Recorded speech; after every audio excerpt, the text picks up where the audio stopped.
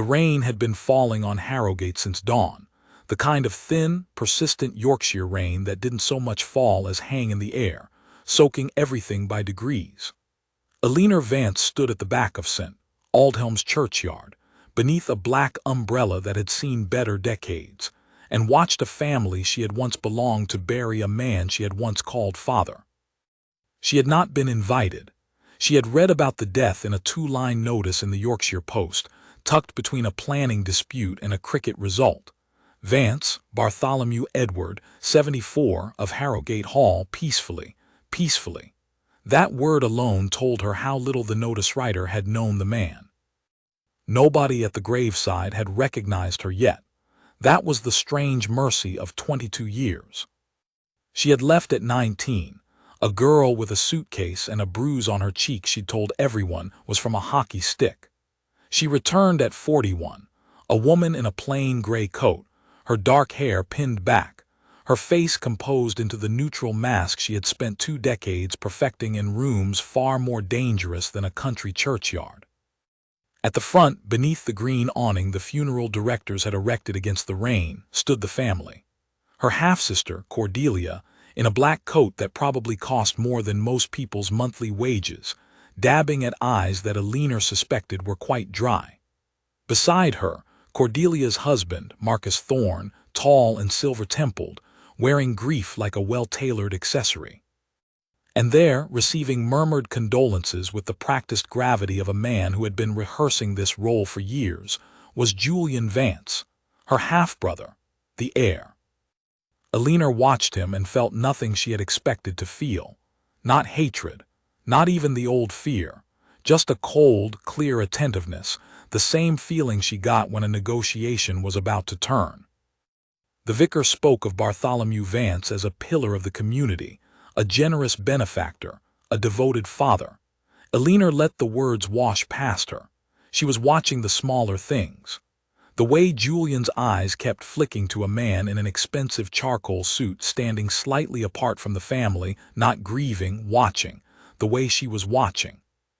The way Cordelia's hand tightened on her husband's arm whenever the vicar mentioned the hall. The way 3 men she didn't recognize stood at the churchyard gate, not entering, simply present, in the manner of men whose job was to be present. Something is wrong here, she thought, something more than a death. When the service ended and the mourners began drifting toward the line of black cars, Eleanor turned to go. She had come to see him buried. That was all. She had told herself on the long drive up from London that she needed nothing from these people, wanted nothing, would take nothing. Ellie. The voice stopped her the way a hand on the shoulder might have. She turned. An old woman stood on the path, small and bent, wrapped in a black shawl, her face a map of every year Eleanor had been gone. It took a moment. Then the years fell away and Eleanor knew her. "Mrs. Ashworth," she said softly.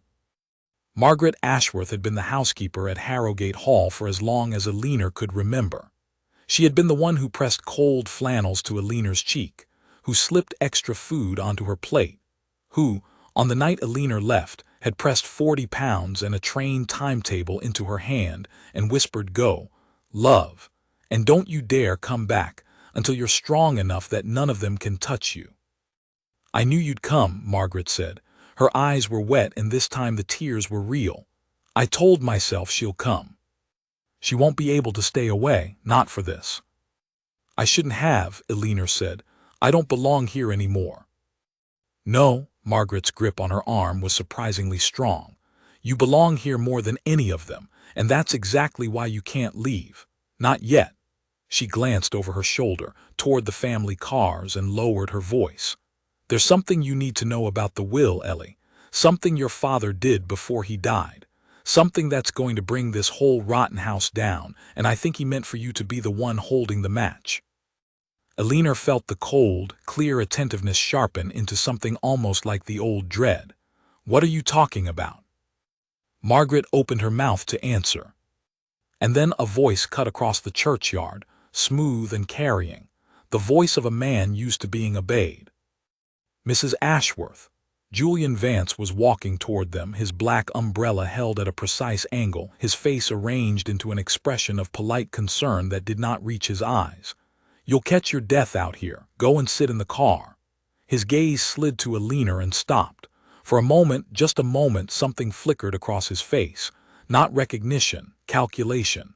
And who might this be? A friend of my father's. Eleanor looked at her half-brother, at the boy who had once locked her in the coal cellar for 6 hours, now a man of 44 with soft hands and hard eyes, and she made a decision that would change everything. She smiled. "Hello, Julian," she said. "You've forgotten me. I'm not surprised. You always did prefer to pretend I didn't exist." The color drained from his face. "Eleanor." "Eleanor," she agreed. Behind him, Cordelia had gone very still, and the man in the charcoal suit, the one who watched rather than grieved, had turned to look at her with sudden, sharp interest, like a hawk that has spotted movement in the grass. "You're not welcome here," Julian said very quietly. "No," Eleanor said, "I don't imagine I am." She looked past him at the gray bulk of Harrowgate Hall visible on the hill beyond the churchyard, its windows dark, its chimneys smokeless.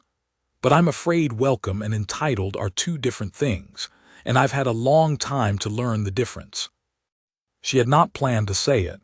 She had planned to leave. But standing there in the rain, looking at his frightened, furious face, Eleanor understood something she had been refusing to understand for the entire drive north. She had not come to say goodbye to her father. She had come home. The reading of the will was set for 3 days later at the offices of Pemberton and C.R. Disp, solicitors, in a Georgian townhouse on Harrowgate's most respectable street. Eleanor spent those 3 days at the Crown and Feathers, a coaching inn on the market square, and she did not spend them idly.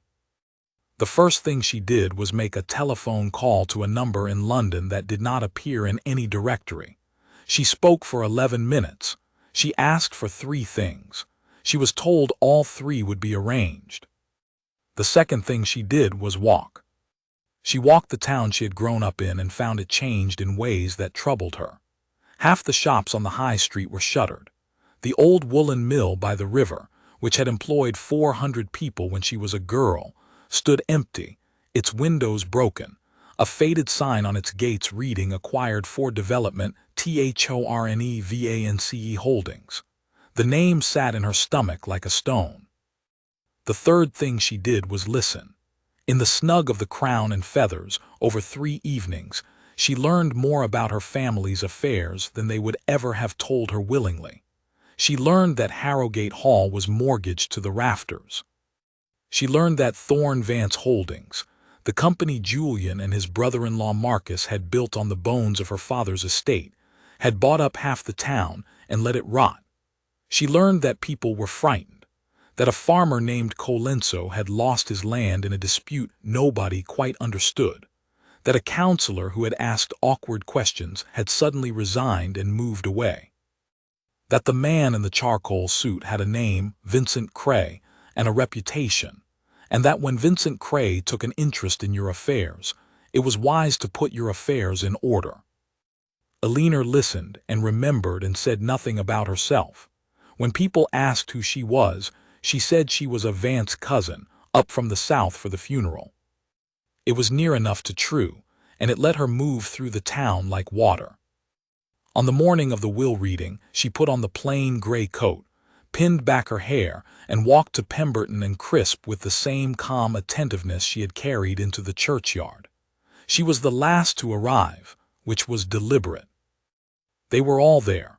Julian at the head of the table as if he already owned it. Cordelia and Marcus, side by side.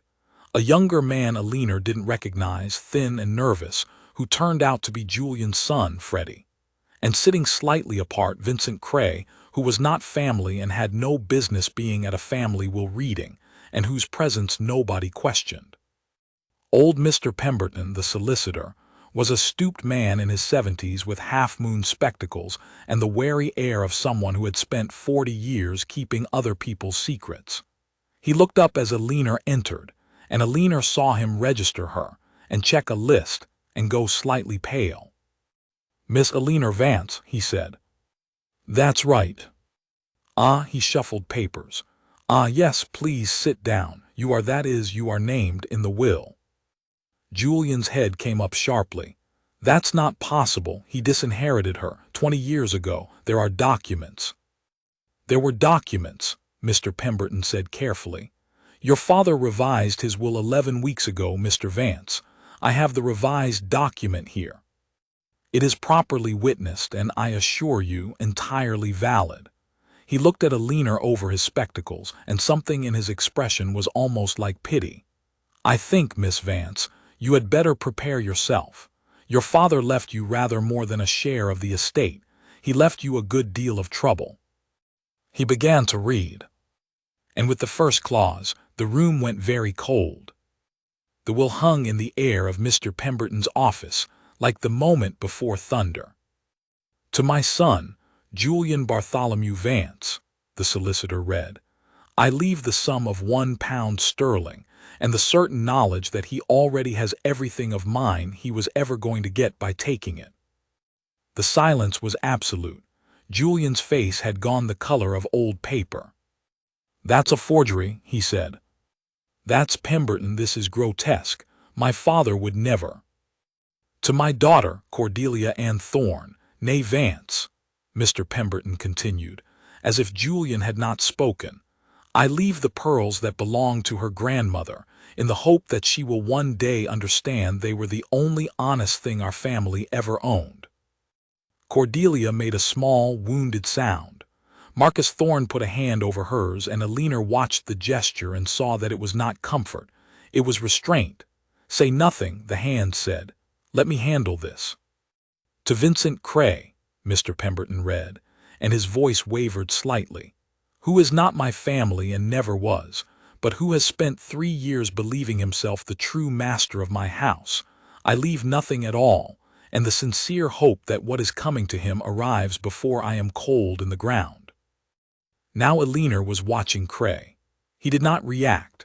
That was itself a reaction, the perfect, practiced stillness of a man who had learned long ago never to show what a blow cost him. But a muscle moved in his jaw once, and his pale eyes found Eleanor's across the table and held them, and in that look was a question and a warning both. "Who are you?" the look said, "and how much do you know?" Eleanor gave him nothing. She had spent 22 years learning to give men like Vincent Cray nothing. Mr. Pemberton turned a page. His hands were not quite steady. "And to my eldest daughter, Eleanor Margaret Vance, whom I failed in every way a father can fail a child, and who owed me nothing and yet is the only one of my blood I trust to do what must be done." Julian was on his feet. "This is insane. She left. She abandoned this family 20 years ago. She has no claim, no standing, no."